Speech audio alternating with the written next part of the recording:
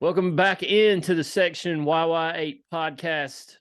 We are in the virtual YY8 studios this week. Big Montana and Harb is here with us. Day Vol is MIA. Don't know where he's at. Gavin, we've put out multiple Amber Alerts. He's been missing for months. Not sure where Gavin is. I saw him the other day. Really? Yeah. Well, why didn't you report it? Well, I only saw a picture of him. It was on a milk carton. It said, "Have you seen this man?" Well, at least we're trying to get the word out. That's the closest I've had any contact with him recently. So I've led search parties for months and weeks now. Nothing. It's like looking for Carmen Sandiego. he did text in the group chat. That is right, but he didn't disclose his location. But he did. We had a Gavin sighting. Yeah. So we do know that he has a pulse, or at least his cell phone is on and somebody's on it. We don't know if it was actually him, but it was his cell phone. There was a text message sent from it. What was the text? I don't even remember. It was during the draft. I'm sure it was something about Levis. It was. I don't remember. I didn't even notice that. I remember it coming through, but I don't remember what it was about. Yeah, it was something to do with. We'll get to Levis in the NFL draft here in a little bit. Boy, that was something else, but I don't want to spoil that. But what a couple nights that was. I don't really get into the draft all that much. I mean, I pay attention to it, but there's people I know that I can't wait for it, and they'll sit and watch it all night long. I might watch the first couple picks, and then I go do something else, and then just kind of look at an app or something. But yeah, we'll talk about that.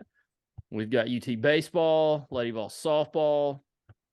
Let's see what else we got besides the draft. Is that it? Haters and losers of the week. A bit later on. You won't want to miss that. Congrats to Big Montana. He won last week's Hater and Losers of the Week with Lizzo concert goers.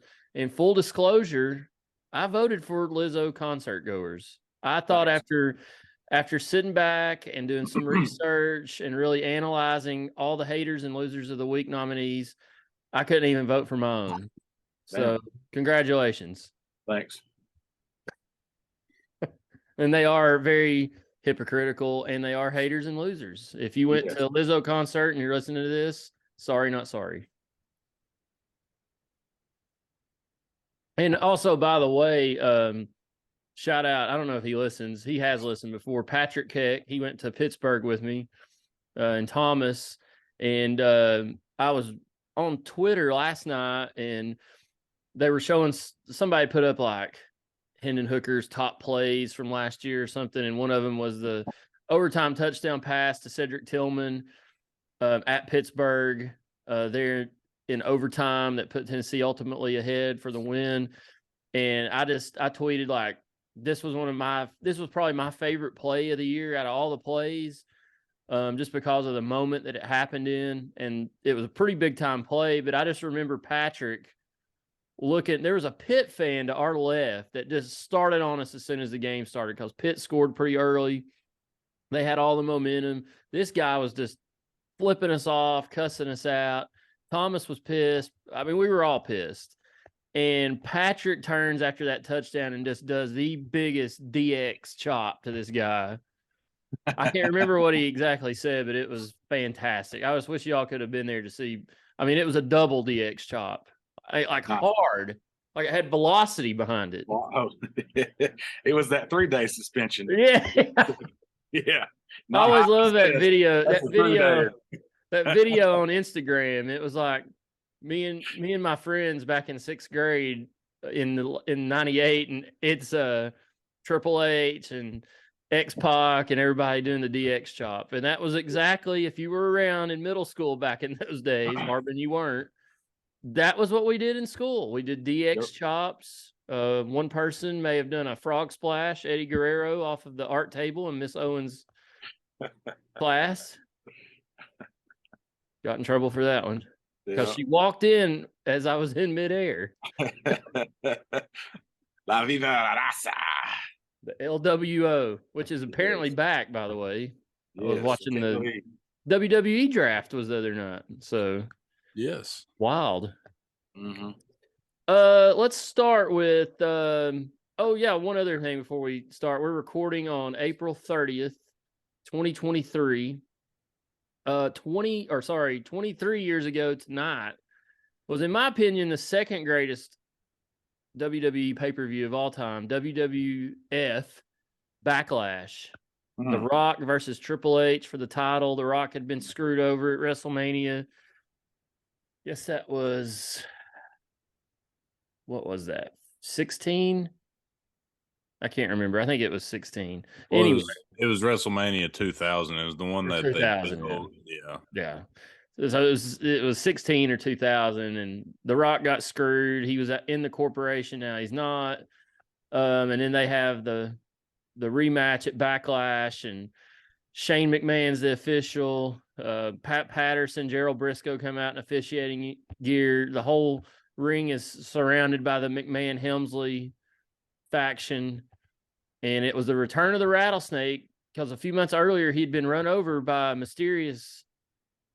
car. It was the Rock's car, and it started back the whole storyline as Harb's got something flying in his face. It was a small helicopter. Yeah, that thing was huge.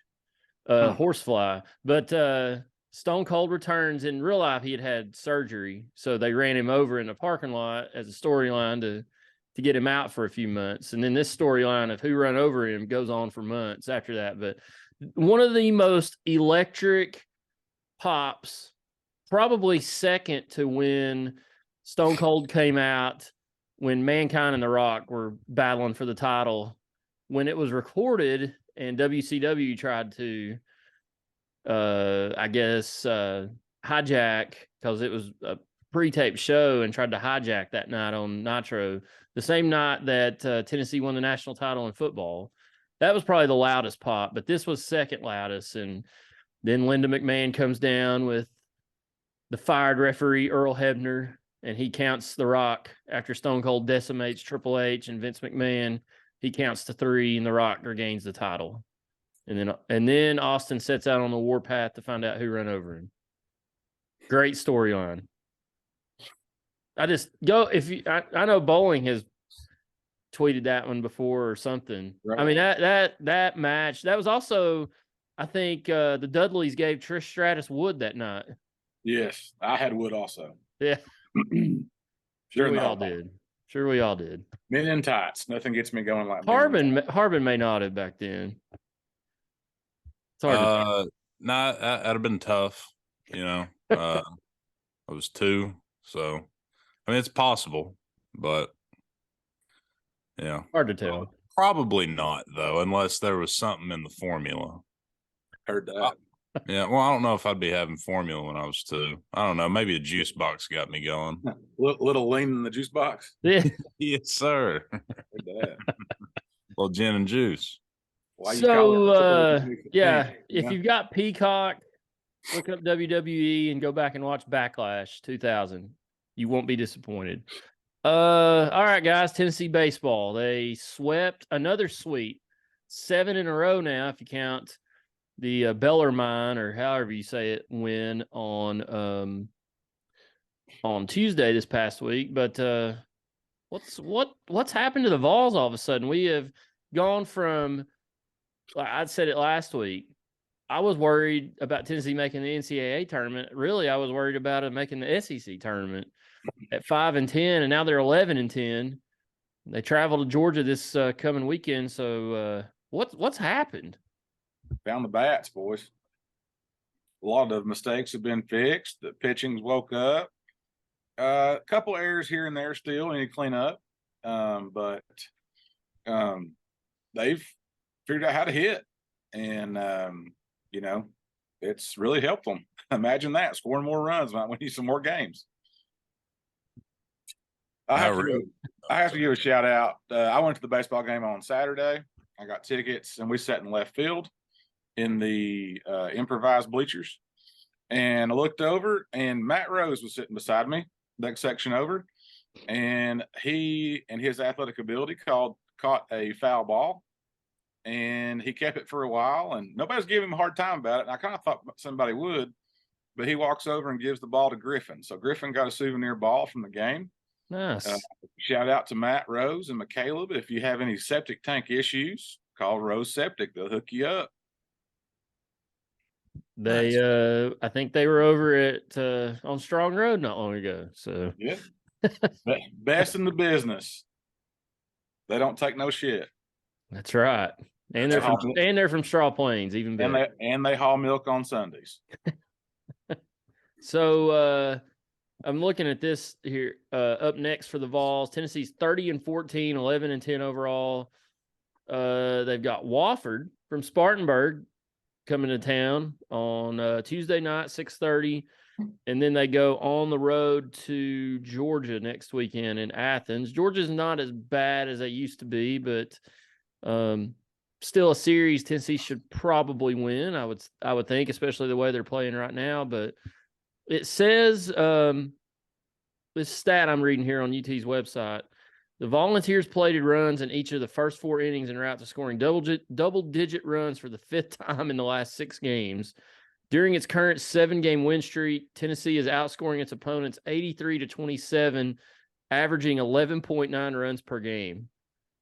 I mean, I'm a pitcher, and I think pitching ultimately, when you get down to it, wins games, but you got to score runs. If you score 11.9, you're scoring 12 runs a game. There's not many teams at any level that's going to beat you. Yeah. I think the biggest thing the last 7 games, in a non-technical way of speaking, is we went from puppy piss to Purina. You know, like they some dogs and they eat dog food, and that's how they're playing now. It is kind of funny because game 1 of that Mississippi State series almost went identical to the to game 1 of the Vandy series. We got down, got back in it. I guess it was kind of back and forth, but ultimately got some big punch outs when it mattered and ended up walking it off at the end. I believe it was Merritt in both of those games, was it not? It was. Yep. That boy has finally turned the corner and looking fun. That home run he hit on Thursday night was a lot of people say Lindsey Nelson Stadium. A lot of home runs are caused by that stadium, but that home run was a bomb. There's no other way to put it. To straightaway center over the eye or the hitter's eye, it was a bomb. You knew as soon as it left his bat, it was gone. It landed on Chapman Highway. Yeah. At least in the rail yard back there behind the stadium. Oh, it hit Sevier Avenue for sure. No, it was big though to get a sweep. I guess that's me sounding jealous.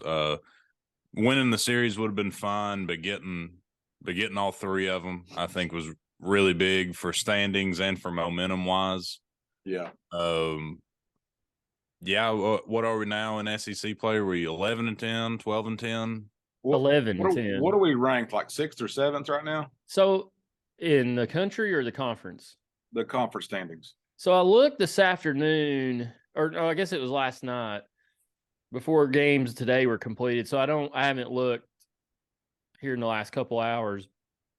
When I looked earlier, I think it was today I looked, if you add it up, we're 7th. Now they still do divisions in SEC baseball. So we're 5th in the East. But if we were in the West right now, we'd be 3rd.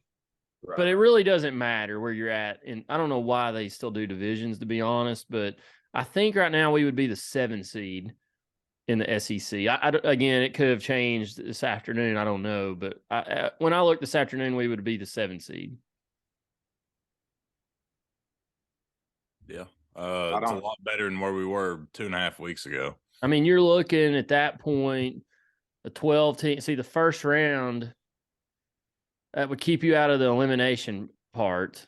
And then you're looking at playing probably the 2 seed at that point or something like that. So you're looking at playing like a LSU, a South Carolina, or a Vandy, which we've still got to play Carolina here in a couple weeks. We've already played LSU and Vandy, swept Vandy, and had a chance to win that series at LSU, and just too many errors, too many mistakes led to that loss. I mean, we won one down there. So, but yeah, I mean, that's what we're kind of looking at right now. They just got to keep winning ball games. They can continue to move up because they got chances. There's teams in front of them. Kentucky, South Carolina, they can still make some noise. Well, I was thinking, like, I don't want to get ahead of myself, but with the remaining schedule that we have, if we keep playing the way that we are, like, we have a chance to at least jump 2 or 3 teams. You know, we might be too far gone on jumping anymore just because we kind of ran out of time, got hot too late. Right. But I think probably getting the 5 seed in the SEC tournament is not totally out of the picture. Maybe even 4. Well, I doubt 4, but like 5 or 6 seeds easily still in play. So, and like you said, it really don't matter what seeding it is. I mean, hey, you got to play the best anyway. So might as well knock it down in whatever order. If you sweep Kentucky and South Carolina, that's a huge swing. Yeah. You know, huge swing. If South Carolina's what, in second or third right now? Yeah, South Carolina, I'm looking them up right here. Vandy's 16-5, South Carolina's 14-6. Yeah. And then in the East, ahead of Tennessee, you got Florida 14-7, and then we're technically tied with Kentucky at 11-10. I guess they're ahead of us because they have a better overall win percentage. Right. And then in the West, you've got LSU 15-5, Arkansas 14-7, who would be ahead of Tennessee. But then after that, you've got Auburn, A&M, Mississippi State, and Ole Miss, who are behind Tennessee. And then Georgia and Missouri. It looks like right now the 2 odd men out are Ole Miss and Missouri, so they wouldn't even make the conference tournament. But then you would have, I'm guessing, Mississippi State and Georgia playing in that 11-12, I think, elimination game. I got to look at the bracket. I'm not sure how they do it, but yeah, Tennessee's kind of separated themselves from that lower pack right now with this hot streak they're on. But they haven't really, I think they can beat anybody in that top spot, as proven with Vandy. But, you know, Arkansas got swept last weekend by, oh, shoot. Was it Georgia? Yeah, it was. Yeah. So, I mean, Arkansas got swept last weekend. So it was the same weekend we played Vandy. Yeah. Yeah. I'm trying to look up the scores from today. I was watching South Carolina and Auburn. It looks like South Carolina came back and won that one 8-7, but Vandy beat Kentucky today, which is Sunday. Ole Miss beat Georgia. LSU beat Bama, and it looks like a shootout. But I don't know the series, you know, looking at them. But that's kind of where Tennessee's at right now. I mean, obviously still games against Kentucky, Georgia, and South Carolina, I think, is the last 3 series on the schedule. So still a lot of ball games. That's 9 ball games. You know, go out and win each of those series. That's 6 more wins in the book. Maybe get a sweep in there somewhere. But the way they're playing right now, they can definitely do it. Heck yeah. Yes. It's good to see them playing. I think we talked about it over the last few weeks. They're going out and making plays now. They're not being so reactionary, and they look like they know where they're going, what they're doing. They're still making some mistakes here or there, like Blake Burke threw that ball away on, was that Thursday night? No, Friday night. Made a great catch, then threw it in that. I mean, just little things like that they got to clean up. But the way they're like I said, the way they're hitting the ball right now, it's like last year's team. They can hide a lot of their flaws by the way they hit the ball. I know their pitching has come around. I think they found a little niche here with their with the way they moved Burns to the bullpen. They've also got Sewell out there, and then they've got Beam, who's fantastic right now on Sundays or Saturdays whenever he throws. And Dolander, I think they said he was sick this week or something. Yeah. Said he wanted the ball, though. They gave it to him. And then Lindsey's been throwing pretty well. So I think they've found something. There's still a little, you know, work to be done there on consistency, I think. But overall, they're throwing the ball well, they're hitting the ball well, and they're fielding better, which is all recipes for good baseball, Harbin. King Absolutely. Tony also has the #1 ranking recruiting class in the country for 2024. I saw that. So Did you see how many SEC teams were in the top 12 or something? I It's mean, crazy. that's just It's what like it the is, whole man. conference. Yeah. I think it was literally the top 3 were Tennessee, LSU, and Florida, I think. I mean, it's I crazy. mean, theoretically, I mean, those are the teams that are on TV right now. I mean, on you turn on, ESPN or whatever. I know every team, every conference has a network and all this other crap now, but like, Tennessee's on primetime TV every week, one game for the most part. So why would you not come here? I was not happy Friday night. I could not get the ESPN app to work. I don't know what was Really? going on. It must be that Obama internet I've got. Dude, it kind of sucks. The ESPN app. I just hate. Gavin used to talk about this when he wasn't missing, when he was on here, about how hard it's not bad. I mean, it is bad, but how hard it is to watch baseball. And I was telling who was I telling the other day, like, this is kind of off of college baseball, but how uninterested I am in Major League Baseball right now because I can't watch it. I Right. literally have hardly any, I shouldn't say none. I have hardly any Major League Baseball on my TV right now besides the Phillies and Astros were playing on ESPN tonight, but I could care less about those. But I come home at night and I want to watch a ball game. I can't watch it anywhere unless I pay for a MLB TV subscription or the Bally Sports app. But trying to figure out a way to finagle my way into the Marquee app, which is the Cubs network. Since my family lives up there, maybe get some passwords or something so I can at least I can watch the Cubs. Like, I keep up with them and I know what they're doing, but I never get to watch them. I have been so disinterested in Major League Baseball this year because it's never on my TV. And Right. I know that's not technically Major League Baseball's fault, but it kind of is. They got into piss and match with YouTube and Google, and now it's not on. And I don't know. I hate it. I hate that baseball's not on more TVs than it is. Dude, yeah, Rob Manfred's an idiot. And whoever runs college baseball, because it's kind of travesty that you can't watch baseball. One week, Rob Manfred will be my hater and loser of the week, but it's not this week. Him and Jay Monahan should be it every other week. Just rotate them. Until one of them wins it, right? Yeah. You throw them in a cage match and just throw them both at -110 money line and let them go at it. We'll just give him that hunk of metal, like Manfred said about the World Series trophy. Sad. Dummy. Lady Vols are I think they play tomorrow. Oh, let me pull that up. They got beat today, 6-4. They play tomorrow. They got beat today, so that means they're 1-1 in their series at Arkansas. So they're stuck at 39 wins. I think they're 39-6, 17-3 overall in the conference. I believe it said they're 2 wins away from clinching the regular season SEC championship, which would give them the 1 seed. Yeah, they're 39-6. I said 39-5. They're 39-7, 17-3 overall after the 6-4 loss today at Arkansas. But they can still, take the series tomorrow night. And I think they got one more week to go until it's conference tournament time. So if you're not, I said this last week, I've said it, I've tweeted it. If you're not watching Lady Vol softball, if they're on TV, stop and watch them. They got some good players on that team. They're fun to watch.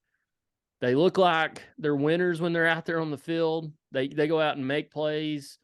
I think they've got a legit shot to not only win the SEC, but to go pretty deep in the big dance. So we'll see. It'd be nice to get a win. Arkansas is the back-to-back defending SEC champion. So go out and win that game on Monday night and take the series and get one more win and hang a banner or put numbers on the outfield wall, I guess, is what they do in baseball. No banners. No banners in baseball. A pennant. Fly pennant. Harbin, yeah. you watch any of the Lady Vols softball, Harbin? Yeah, when I can. Truth be told, I haven't got to watch a whole lot of baseball or softball this year just from work schedule and whatnot. But if either one of them are on TV, I'll watch them when I can. And I think I said this last week, but hell, half the time I'd rather watch softball as opposed to baseball anyway, especially if I don't have a dog in the fight. But yeah, I love watching Lady Vols. It's just a matter on when I can and whatnot. So I normally I watch on Sundays a lot. That's the day that I can really don't have anything else going on after church, and sit down and watch a little softball. It's a nice little get you going. Yeah, I actually was planning on sitting on my couch today, not doing anything except watching some softball, baseball, whatever was on the tube. But I spent 3 hours at the U.S. Cellular today. Well, I got a new phone, and that's always kind of a pain in the ass. But it just took forever. I got there about 1:30. I didn't get back home till 5. So there went my absolute whole Sunday. You got rid of your Obama phone? Yes. I had an iPhone XR or XS or XM radio, whatever the hell it was called. That wouldn't charge. Yeah. Charging hole didn't work for the last year, I guess. Battery didn't hold well. And the guy looked at me and said, "Well, you can trade this in." And I said, "Bud, I don't want 47 cents back. Like, it's okay, man." But because I cracked the screen about 2 weeks ago too. It was it wasn't bad. It was just like a tiny little one. But yeah, it was just it's time for a change, so they say. Time for a new one. Yeah. I watched Lady Vols lose this afternoon, and there was the NASCAR race at Dover was canceled, and because of weather, it'll be on Monday now. Boys, I was tired. We had to go up to the farm Saturday, and my dad and my uncle wore me out up there. We had another part of a tree fall down, and it was a beast. Let's just say that. And I was shot this afternoon. I slept for like 2.5 hours. I'm getting old, I guess. I don't know. I was wore out. Unrelated, since we're talking about weekends, I got a little tune-up for the Straw Plains Open yesterday. Me and Matt Gorman went to Dandridge. I got attacked by pollen, but we persevered, and we had a good little day out on the course. It was good to see Matt. Hadn't seen him in a while. So how did Gorman navigate Dandridge with his with the slice? I'm gonna be honest with you. That was the straightest I've ever seen him hit a golf ball. He started that last year at the Invitational. He started hitting the ball straight. We didn't know like what to do. I mean, he was hitting a cut.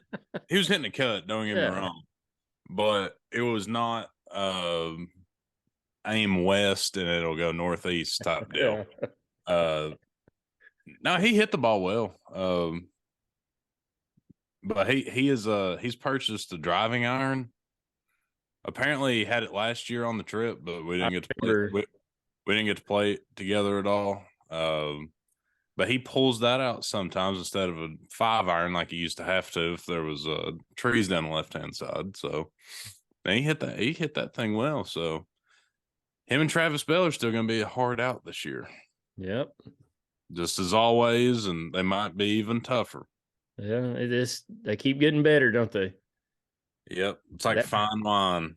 That Invitational is a grind. I got to start getting my game in shape. I'm sad that I won't get to make the one of the pre-qualifying events that'll be taking place next Saturday at Graysburg Hills Country Club or Graysburg Hills National, whatever you want to call it. I'll be in Auburn next weekend. Reagan's graduating from Auburn University. So I'll be there leaving Friday to head down to the Plains for the weekend. So that should be fun. But I hate that I'm going to miss that. because When does that's she start? When does she start picking up trash for a living? Monday. Monday, 8 a.m. It's a Monday, grind 8 with that. a.m. Report to It's a duty. grind with that Auburn degree. Report for duty. Time to pick up trash. Mm.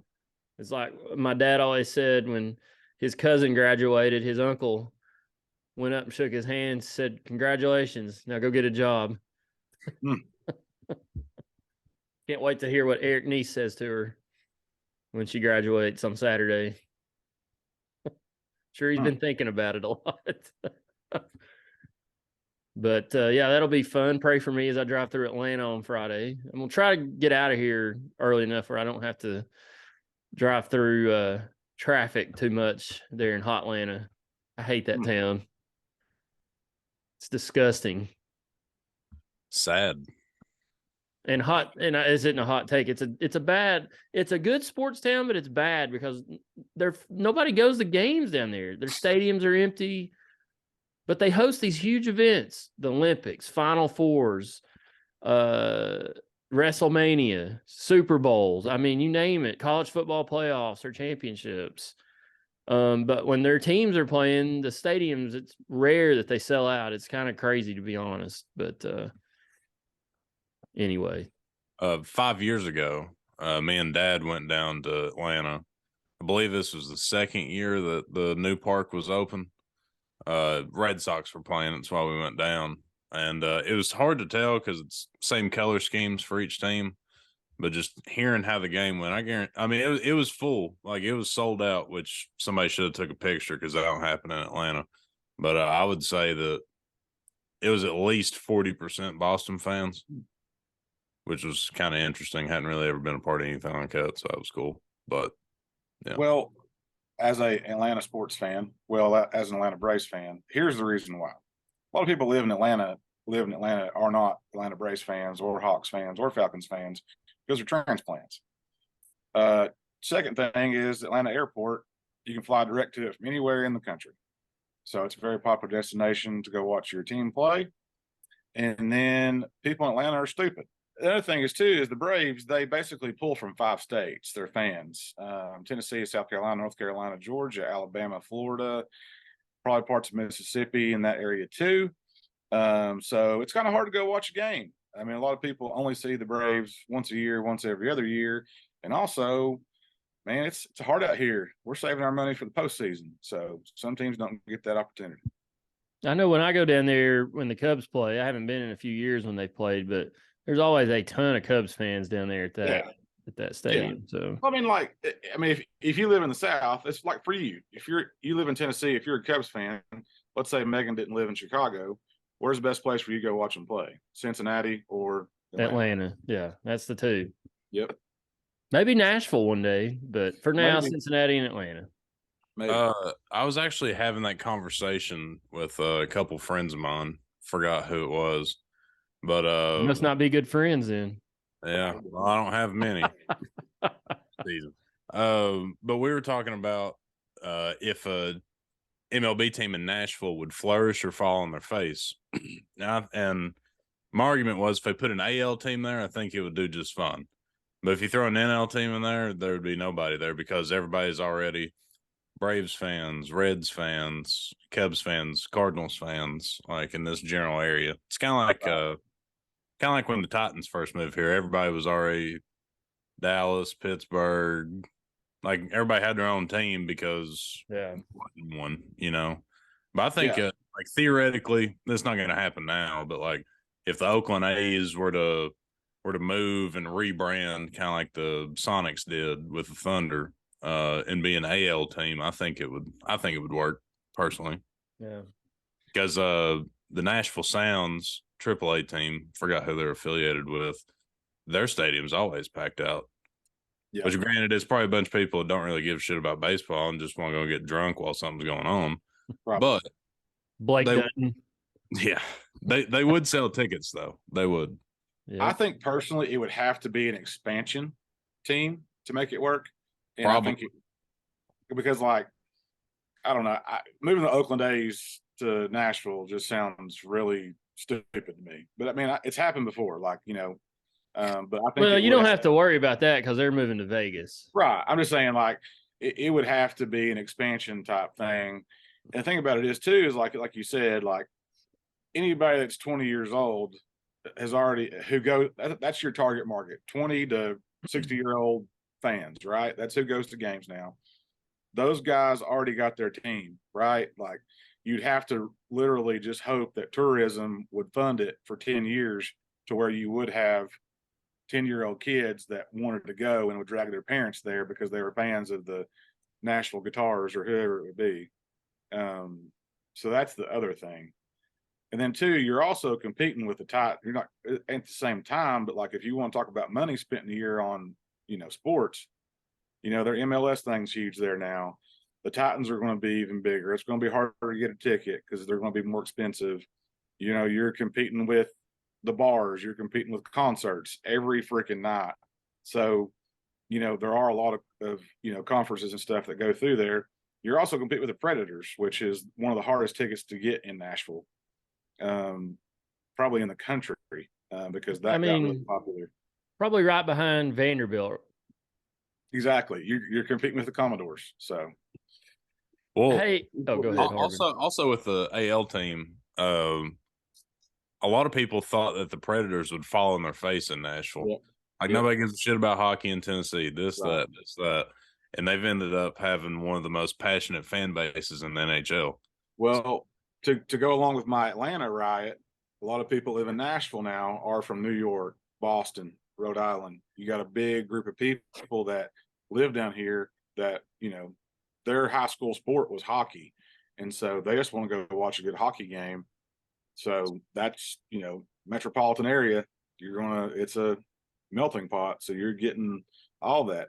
And I'll be honest with you, the Knoxville Ice Bears did a tremendous job here in Knoxville with their attendance. Now I know they do, Chihuahua race night and free hot dog night and dollar beer night and the mullet toss and, guaranteed fight night. It's not necessarily, it's kind of like the Tropic Thunder around here, but it is, they sell it out. So kudos. Flint Tropics. Oh, what did I say? You said Tropic Thunder. That's a movie. Oh, shoot. Great movie, by the way. You told me to S your C. What do you mean, you people? Yeah. Robert, that's probably this. I mean, everybody's going to point to Iron Man, but that's Robert Downey Jr. is great in that movie. He never breaks character. That is one of the funniest movies of the last 20 years. Oh yeah. So I heard the Titans come up in that conversation. So speaking of the Titans, they made a lot of airwaves, I guess you might say, over the past few days on a couple of fronts. We'll start with, I guess it could be seen as a positive. They're getting a new stadium. I think it'll probably be ready for the 2027 season. I think they're going to build it right next to where historic Nissan Stadium is right now, but it's going to be a dome stadium. Going to be, I think they said around 60,000, which is kind of weird to me that you build a football stadium with only 60,000 seats in it.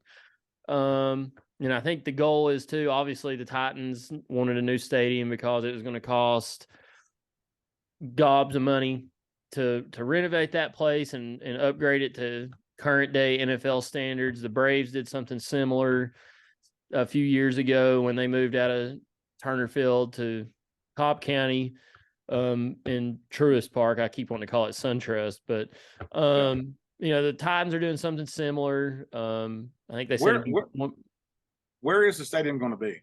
I think it's going to be right next to where that one's at right now. I was going to say, because like one of their big draws is that pedestrian bridge. Yeah. They pull a bunch of people. I think the master plan is to have that stadium there, and eventually, remember when we were there for the Music City Bowl a couple years ago, and we drove through that warehouse part over there next to the stadium with all the lumber? I think that's kind of where they want to build a baseball stadium. So that kind of would be like their stadium district type thing, I guess. But I think it's going to be right in there somewhere. I might need to get Titans expert Tyler Hooper, my former intern, on here sometime to explain that a little bit more. But that was one part of the news this week. So that's coming in a few years. The second part was the Titans, and this is a two-part thing on the second part, A and a B. The Titans drafted Will Levis. And they also had a terrible draft, even though Pro Football Focus gave them an A-. But I stopped, as I tweeted, I stopped listening to anything Pro Football Focus said when they routinely graded Jared Garantano high every week after a game when he was at Tennessee. He was the top-rated pocket passer, top-rated pro passer. I'm like, do you all have eyeballs? Same thing with Will Levis. Do you have eyeballs? Did you not watch this goofy kid play college football? And I'm sorry. This is not a word that people should use anymore, but I think Will Levis might be retarded.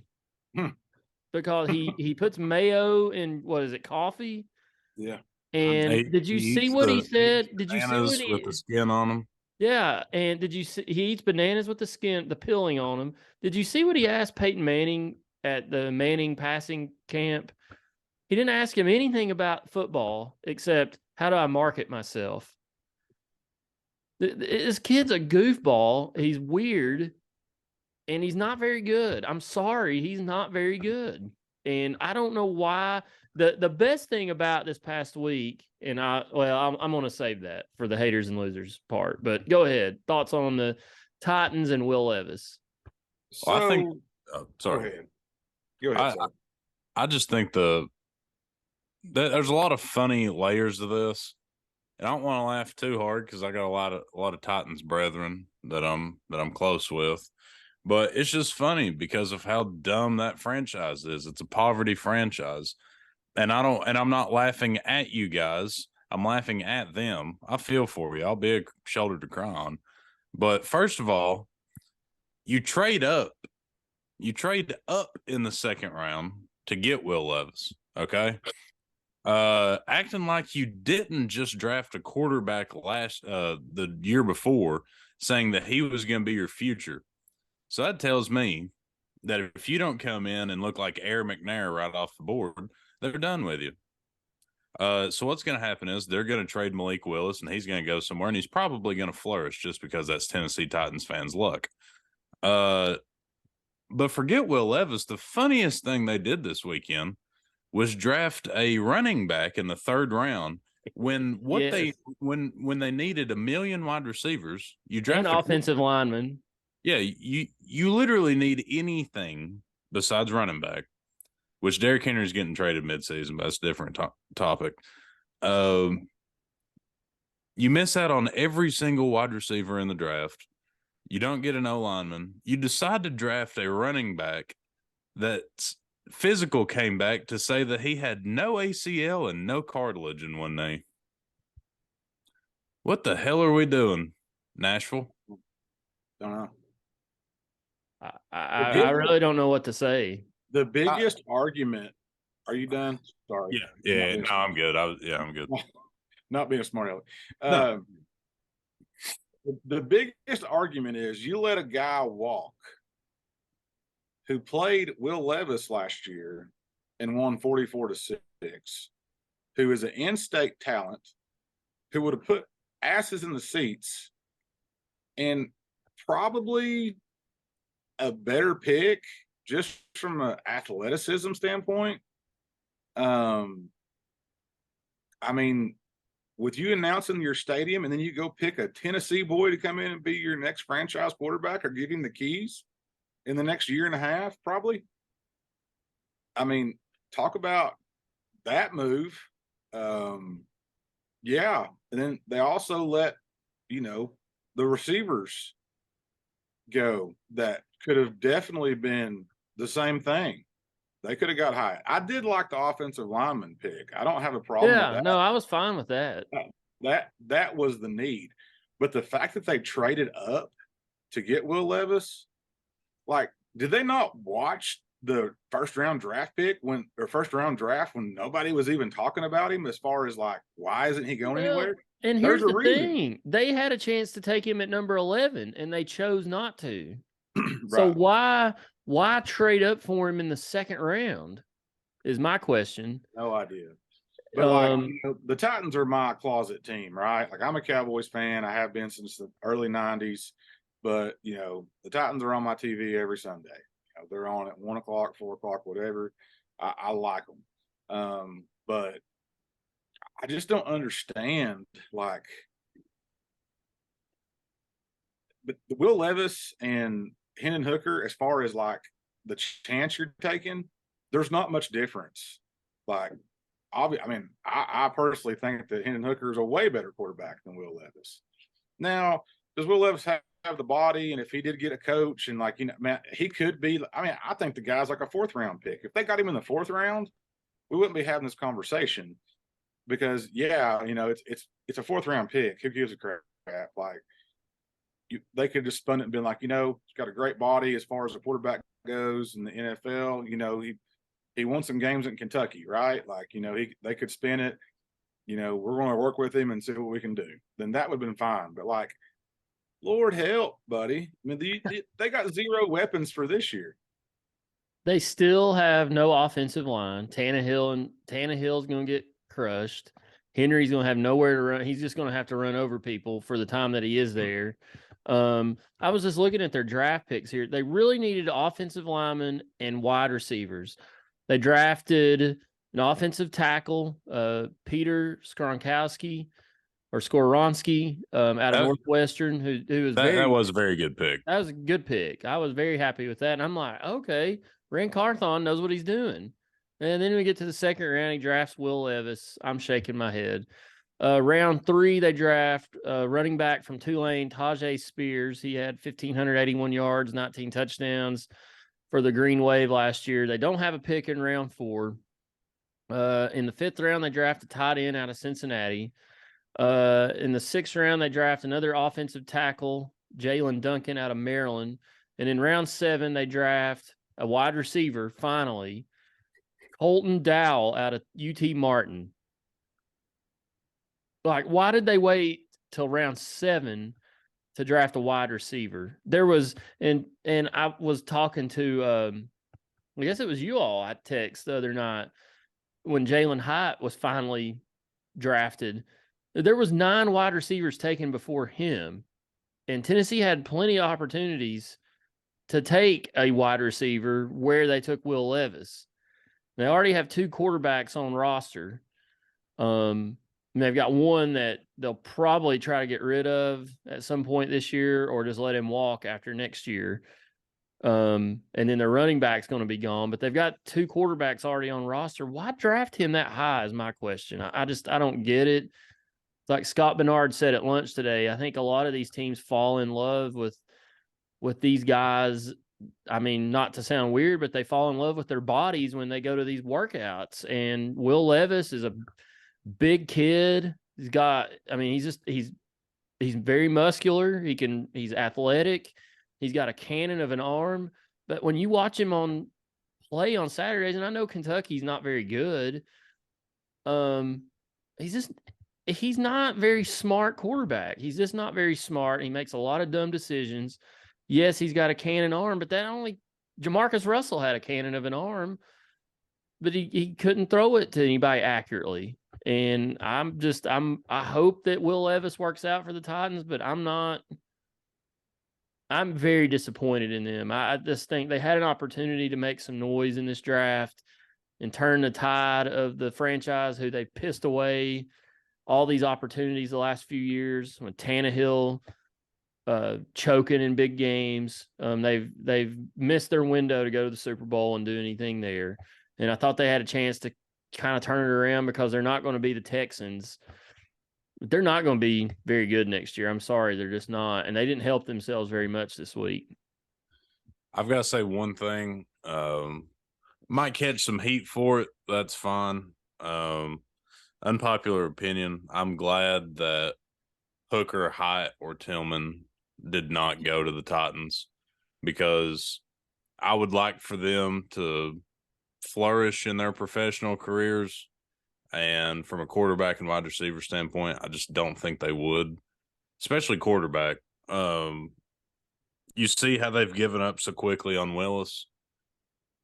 If Levis don't come in there and make the Pro Bowl his first year starting, they're going to do the same damn thing to him. I think, I don't know. But they don't have a quarterback. I don't know why anybody would want, if you're a non-Titans fan, I don't know why anybody would want Hillman or Tillman or Hyatt to go there. I think Hyatt ended up in a good spot. Mm-hmm. I don't know about Tillman. I wasn't thrilled that he went to Cleveland, but he could work. I mean, he's a big body guy. Receivers like that have kind of worked in Cleveland recently. The most interesting one to me, though, was Hooker to the Lions. Because Goff had a little bit of a resurgence last year, but you drafting a quarterback in the third round tells me and everybody else that, yeah, last year was fun, but we don't know how much longer he can keep this up. So that situation is the most intriguing out of all of them. Yeah, I don't know. Does that mean if Goff has a bad game or two, they're going to jerk him instantly because they drafted a quarterback? We'll find out. But he's in a dome. He's got some pretty good receivers, some good running backs. I think that'll be a pretty good spot for him. Detroit's on the come up. I mean, I think Goff's probably in a spot where he's not going to get yanked unless he just plays really badly. So Hooker can sit there and just learn and just sit back and hold a clipboard and soak up whatever he can from him. Yeah. And it's kind of hard to yank a guy that's making $40 million. So what did you two think about your Cowboys? How'd they do? I didn't even look to see who they drafted. I thought it was decent. Honestly, I don't know who we got after the fourth round. The pick that I love, though, I love the tight end out of Michigan in the second round. I'm glad we didn't waste it on that cat from Notre Dame in the first round. Not saying he's not good. I just kind of wanted something else in the first round as opposed to a tight end. And we got a D tackle in the first round. Both from Michigan, it looks like. Yeah, it was. And in the fourth round, I believe it was, we got that linebacker out of Texas. Forgot his name. But DeMarvion Overshown. He was in the third round. Okay. We got who's that running back we got bowling? Deuce Vaughn. Kansas State. Yeah. Kansas State. Deuce is loose, baby. Let's go. Deuce is loose. Apparently his dad's a scout for the Cowboys. Yeah. His dad got to call and tell him, hey, you're a Cowboy. You're on God's team. That's cool. That's good stuff.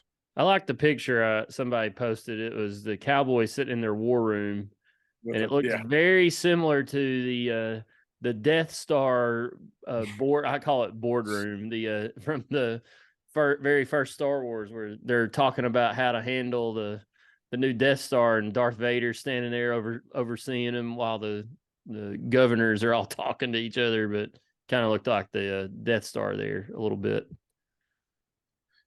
Yeah, but I think the draft went well. Draft has improved drastically the last 3-4 years ever since Stephen Jones has taken over that as opposed to Jerry. That kind of goes without saying. Montana, what did you think about it?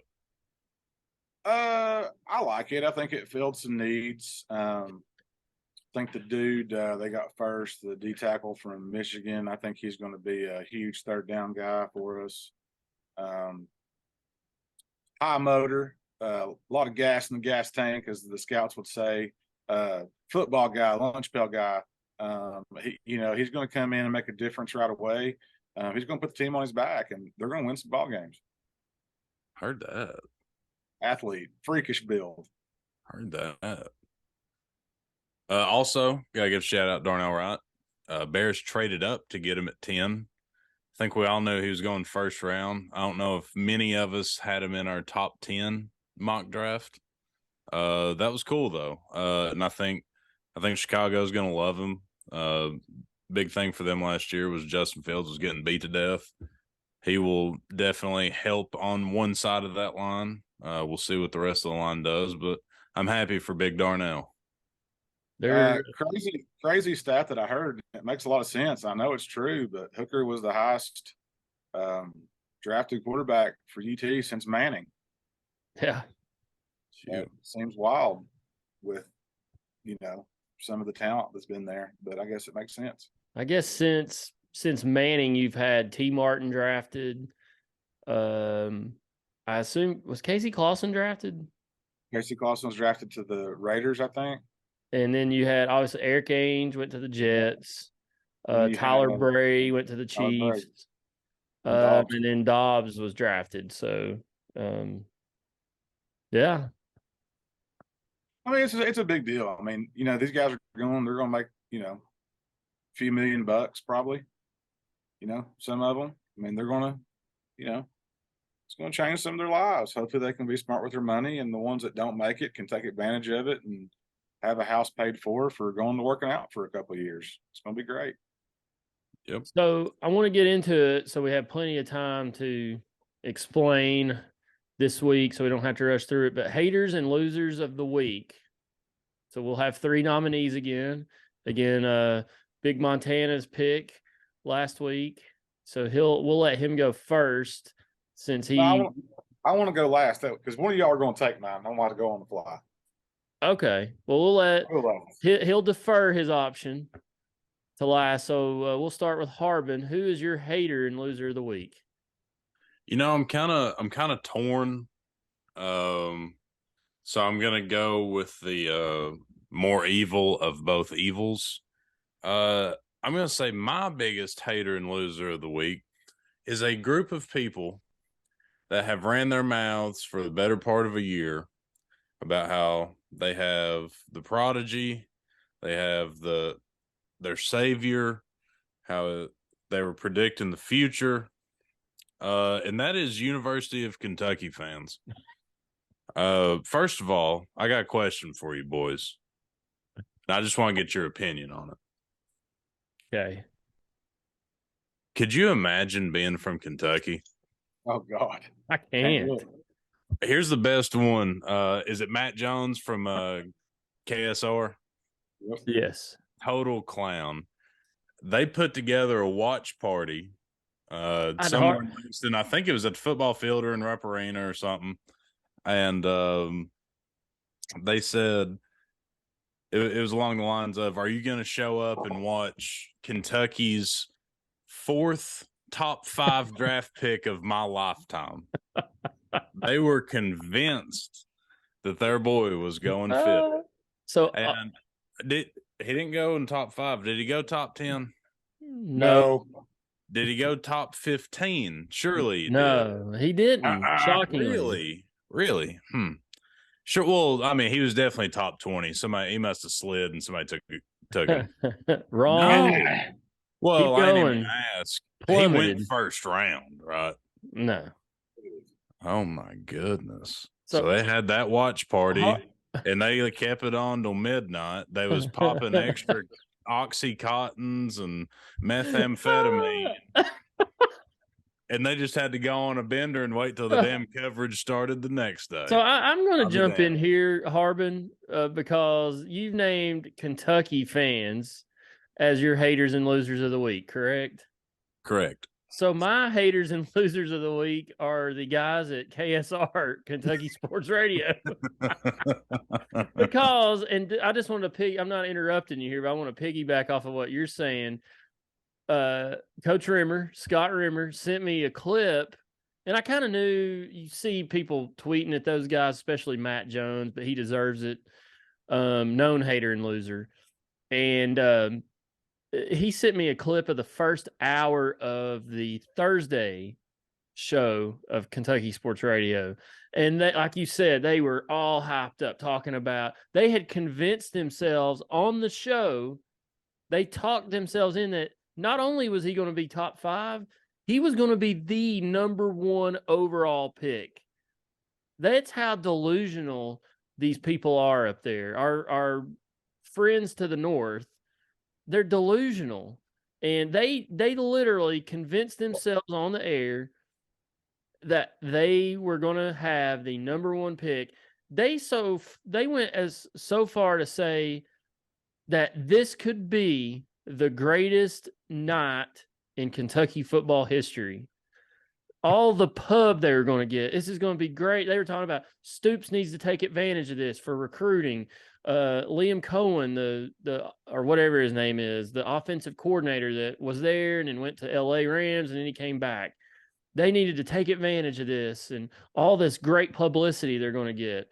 Well, then you go on Friday and it's the air's been let out of the balloon on this show. They're trying to pick the pieces up. They don't know what's happened. They can't figure it out. And I'm in tears listening to it. I'm just, when are they ever going to learn? And I'll finish with this. Can you imagine? I can't. Not even close. Could not. So I don't know how we want to do this, Harbin. Do you want yours just to be overall Kentucky fans and mine KSR guys, or what do we want to do here? How are we going to do this? Well, I guess since they were so close, we can kind of throw them into one. The poll can be just two. Yeah, because me and you will tag team up on our defending champ. I would like to backtrack just a hair. I'll allow it. Friday morning or Friday around lunchtime, I'm at work, and this couple comes in. They're from Kentucky, and every TV we've got on is pre-draft stuff, blah blah blah, and they are just sitting there dogging Will Levis. Kentucky fans that actually have half a brain, which there might not be that many of, but ones of which there are not many, they know that Will Levis is dog shit. I had a 30-minute conversation with this husband and wife talking about how bad that this cat was. Because, this was a round two. It was the day round two. And Anthony, and they were like, the only thing they were saying was, like, we do think he's better than Anthony Richardson, but we know he ain't worth a shit. So some of them have half a brain and they knew that he wasn't very good, so they weren't entirely shocked that he didn't go. So we can put more of the heat on KSR instead of the potential fan base. So, all right, Big Montana, floor is yours. The biggest hater and loser of last week to me was Fox News, the dishonest media. In case you haven't heard, they were in a big lawsuit and they were getting sued for $1.6 billion, in which they chose to accept a plea deal and drop it to $800 million. In the fallout of that lawsuit, they let Tucker Carlson go. And in the process of letting him go, who was carrying Fox News, especially the afternoon hours, the primetime slot, their stock dropped and they lost another $800 million. So my biggest hater and loser of the week is Fox News. And for everyone that's celebrating Tucker Carlson on Twitter, this dude's going to get the biggest radio, podcast, whatever show since Joe Rogan.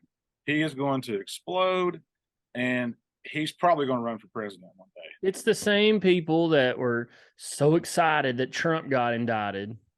Mm-hmm. It's the same crowd, and that tells you all you need to know. Tucker They're Carlson haters. is going to stack cash all through his house. He's going to make so much money, and he's going to do it on his terms, and he's going to do it without anybody telling him what to do. It's going to be hilarious. I can't wait for it. And I will tune in. I'm not going to get political, and I probably will never get political on the show, but that just goes to show that the two major news corporations, Fox and CNN, they're all run by the same people. Oh, I know. I mean, like, we all knew it, but we didn't, type deal, or we chose not to look at it. Like, these people are all in bed with each other, and they're just putting shit out there that people will watch. But people that are laughing at Carlson, he is going to do 10 times better than what he was doing the last, 15, 17 years, whatever it was. And now I saw he should be something- able to say what he wants. I saw something where they're talking about him and Don Lemon should team up and do a podcast like the old Crossfire style, Yes. to where it'd be like Uninterrupted or whatever the old show was. Yeah. To where it would just, everybody would listen. Whatever aisle you fell on, you'd listen to it, and you'd hate the other guy, but you'd love this guy, whatever side you were on, and it would basically just take over. That'd be awesome. I would sign up. It'd be pretty cool. We don't have anything like, there's no back and forth. It's just either this side or that side. Yeah. Yeah. Speaking of Fox News, I'm looking here. I believe, new episode of Succession's on tonight. Great show. I will be watching. It is titled Living Plus. Great Interesting. show. How's Sopranos going for you, niece? It's great. Don't talk to me. I haven't watched it yet. No. Sorry. I started Ted Lasso, and I'm actually up to date. Great show. They're little 30-minute episodes. They're hilarious. It's not too serious, not too dramatic. Good TV. Probably appropriate for the whole family. It's hilarious. I've heard it's good, but I don't have Apple TV. So Yeah, it's free for 3 months if you sign up for it. oh, I might have to do that then. Yep. Go ahead, Harb. I forgot to talk about this earlier while we was talking about the draft. Give a special shout out. Braxton Westfield from Carson Newman University. Didn't hear his name called, but he did get signed by the Indianapolis Colts as an undrafted free agent. Wide receiver, big body, a lot of talent. I think a while back I may have alluded to the fact that you may hear his name on Sundays. You did. Dude's an absolute monster. Happy for him. Wish him nothing but the best. So I found something out Friday night. So I've gone down the rabbit hole of the A&E channel, the WWE biographies or whatever. And great show if you have access to get them. I watched the one on Goldberg. I had zero idea that Goldberg was Jewish. I did not know that. Never knew that. It was a really good episode, but yeah, he's from, I think, Tulsa, Oklahoma. Jewish family. I just never saw it. I mean, I don't know. It just blew my mind. I was like, huh. I thought he was joking at first, but it was the real deal. I did not know that. That's interesting. There you go. Fun fact. Well, that's our haters and losers of the week. Harbin and I have a joint hater and losers of the week. Kentucky fan / KSR radio guys, and then Big Montana's is the Fox News Corporation. Well, you and I, Nice, we're the 2-man power trip. Yeah. Imagine that. Team 3D. All right. Well, another show has come to a close, guys. It's a big week coming up. One announcement. I have committed to play in the Carter High School baseball first annual alumni game, May 19th at Allen Grubb Field at Carter Park. If you're bored on that Friday night and don't have anything to do, bring either yourself or your family, and $5 to get in. Support the Carter High School baseball program and watch the dog. This old guys. Always remember to bring a dog, because you can't go to a baseball game without a dog. There will be concessions there. I think they're going to have some food trucks and some other stuff, and a home run derby. So Coach Rimmer is going to be a coach on one side, and with Coach Bray, and then Coach Hoskins is going to be coaching on the other side with Coach Rudolph. Wow. Oh, nice. So this is like alumni versus alumni, or alumni versus current players? They're going to split it up. No, it's alumni only. It can't be current players. So they're going to split it up, I think, into 4 different teams and play 2 5-inning games. Cool. Just so everybody can get to play. So I'm not the oldest playing. thankfully. There's some a few years older than me that have entered.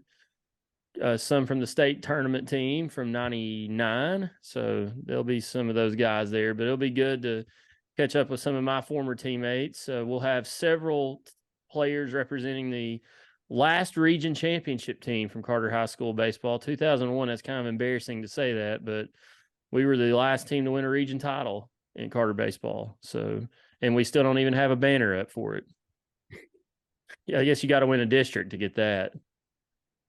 Don't get me started. We're running out of time. So, Denise, can you do me a favor? what's that? Can you please stretch quite a bit before you get out there? I'd hate to see you pop a hammy or something in an alumni game. I'll stretch. I'm more worried about my arm. I got to do some long tossing before I pitch off the mound. Who's announcing? I don't know. They're still working on that. I don't know that that's been talked about yet. So, not me. I'll be on the field. Throw out me and Harbin. We'll be up there. We'll YY podcast this thing. No, we need to get you with the AirPods like in the golf tournament while you're out in the field. Or microphone out there, and we can like they did Schwarber tonight.